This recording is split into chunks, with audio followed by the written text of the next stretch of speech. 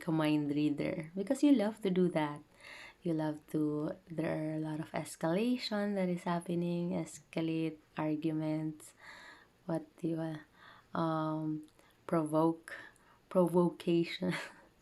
You provoke each other, okay? You accuse, di ba? A lot of accuse when you are in a relationship. So, it's really a juggling type of like um setup.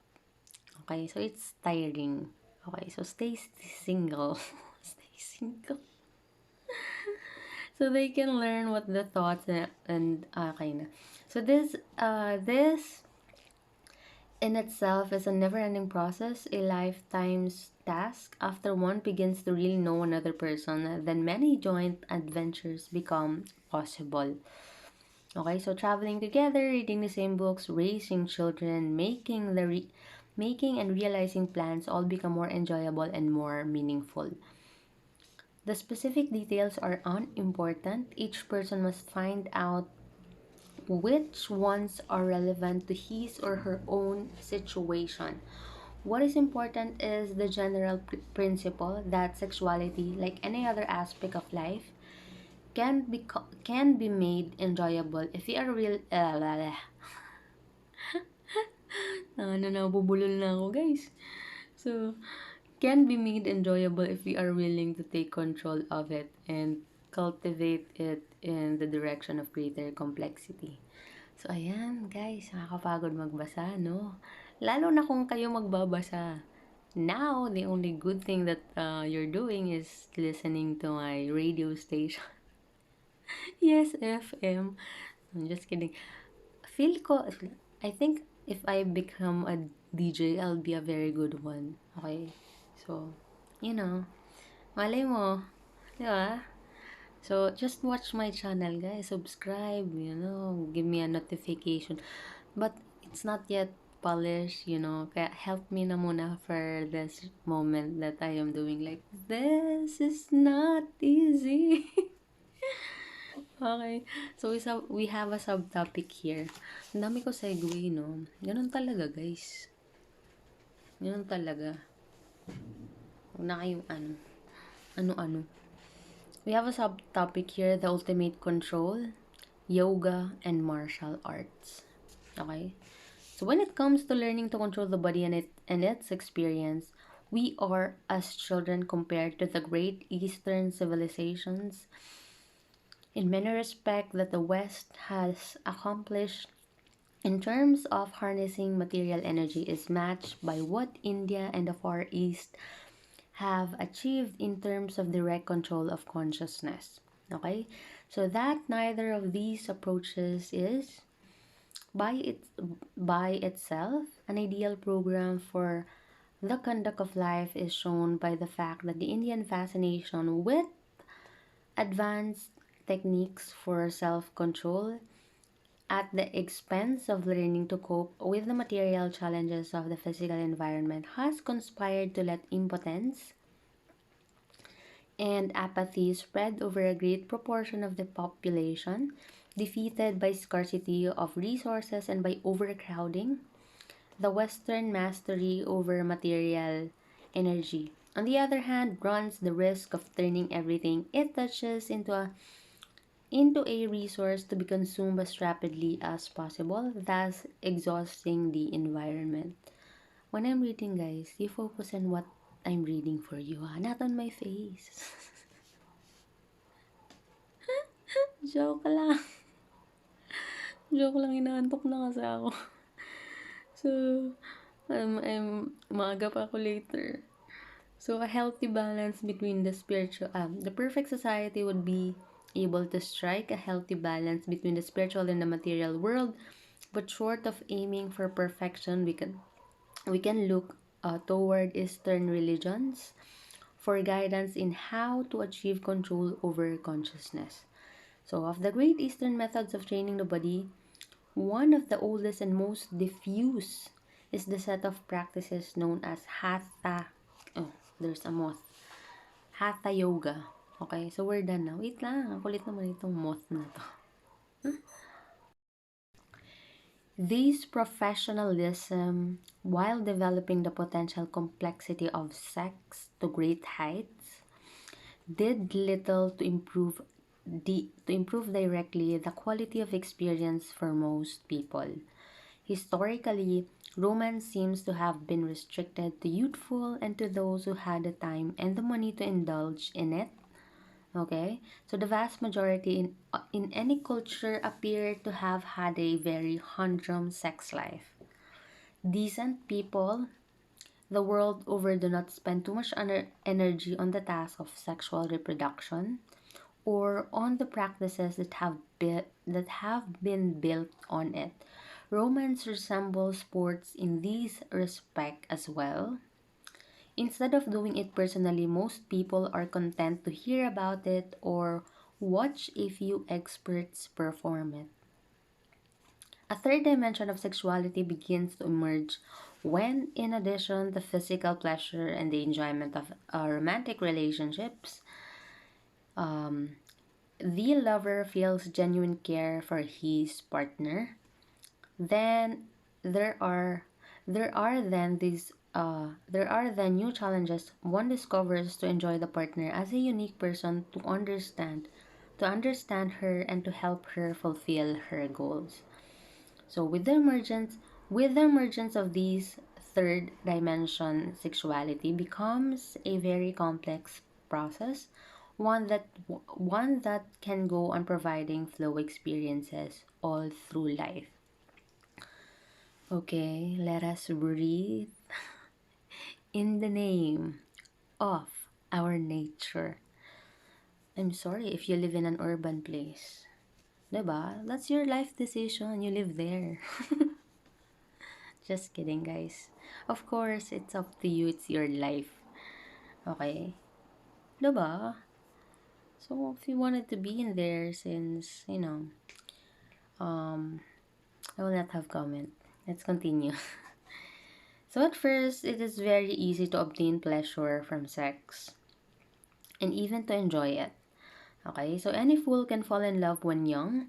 The first date, the first kiss, the first intercourse all present heady new challenges that keep the young person in flow for weeks on end. But for many, this ecstatic state occurs only once after the first love. All later relationships are no longer as exciting. So it is especially difficult to keep enjoying sex with the same partner over a period of years. So I don't know if you're kind of like I don't know. That's the life of the married people. Okay, so don't get married, guys. Don't have babies. Again, I'm just kidding. Okay, it's up to you. Okay, so it is probably true that humans, like the majority of mammalian species, are not monogamous by nature. It is impossible for partners not to grow bored unless they work to discover new challenges in each other's company and learn appropriate skills for enriching the relationship. Initially, physically, challenges alone are enough to sustain flow, but unless romance and genuine care also develop, the relationship will grow stale. So, how to keep love fresh? Okay, so the answer is the same as it is for any other activity. To be enjoyable, a relationship must become more complex. To become more complex, the partners must discover the new potentialities in themselves and each other. Okay, so I am slow to read right now because you are lucky if you were born with a very nice teeth. Okay? Unfortunately, some of the humans are like, you know naman. Okay. So, to discover this, they must invest in attention to each other so that they can learn what thoughts and feelings, what dreams reside in their partner's minds. Okay? So, when you are in a relationship, Hi guys, so good morning and welcome back to my magical world. It's 1:42 in the morning. So ayan, kanina pa ako gising because I think the moment I went back home, I fell asleep. So medyo nagising ako at alanganing hours. So it's like that. Okay, so today is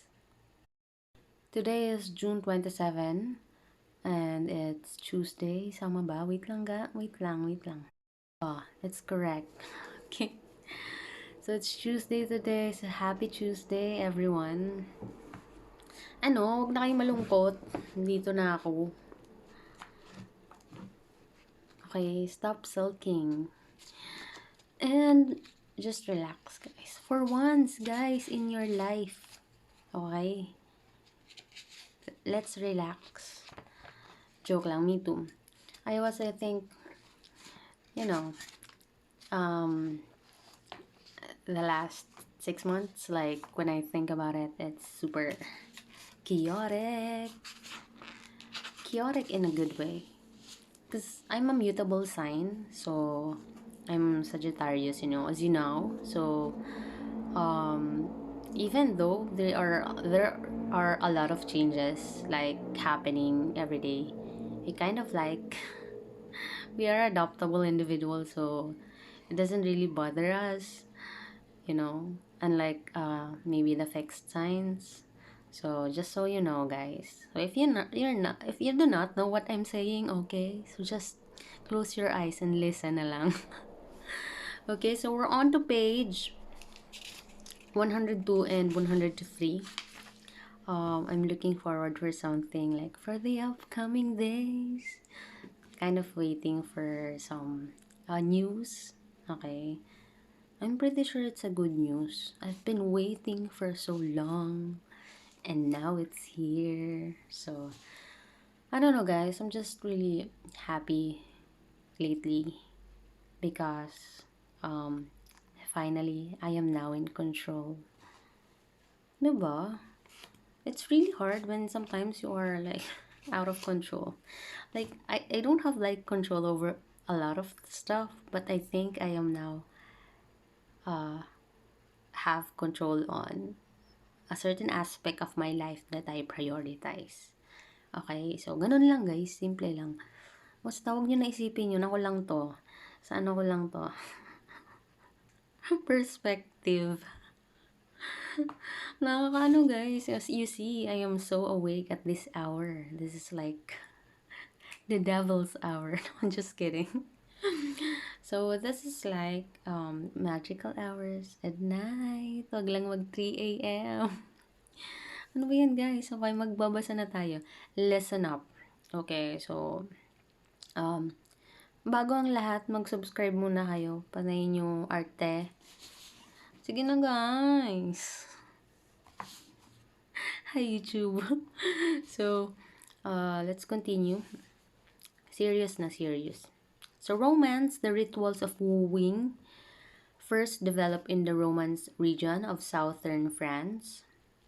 Okay, provides an entire new range of challenges to lovers for those who learn the skills necessary to meet them. It becomes not only pleasurable but enjoyable as well. So, a similar refinement of sexuality took place in another civilizations and roughly in the same not too distant past. The Japanese created extremely sophisticated professionals of love, expecting their geishas to be accomplished musicians, dancers, and actresses, as well as appreciative of poetry and art. So Chinese and Indian courtesans, wait lang,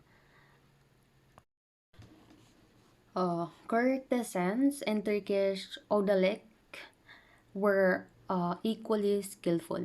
Bagal ako guys magbasa. Okay. Alam niyo na, hindi ata ako nakapag-dinner. Kasi nga nakatulog ako. So, when I check the food, it's gone. It's cold on the refrigerator. And I'm lazy. So, Chinese and Indian, wait lang. So, regrettably, Okay, so thank God, we're done. So, ayan guys, natapos natin yung page 102 to 103. Okay? So, 'di ba? Sabi ko sa inyo, a little progress a day, a little progress you do not blah, blah, blah, blah.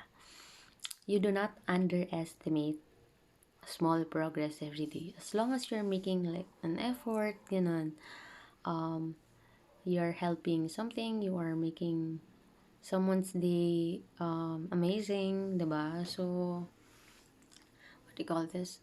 So, yan. Inaantok na ako guys ah.